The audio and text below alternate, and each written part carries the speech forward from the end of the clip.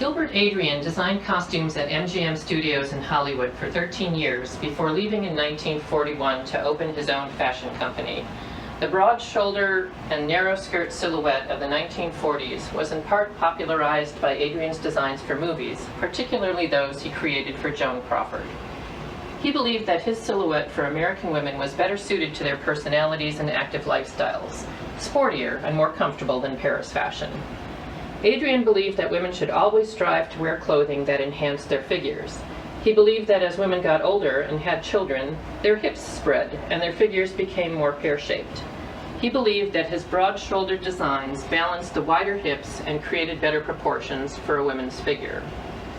A challenge to this silhouette, which was popular during the World War II years, came about at the end of the war. Christian Dior debuted his premier collection in 1947.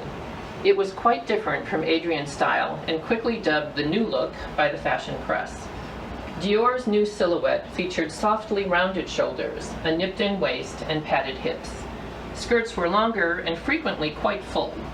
This silhouette, reminiscent of Civil War fashions a century earlier, marked a departure from Adrian's wedge-shaped fashions of the 1940s, and he strongly opposed its universal adoption.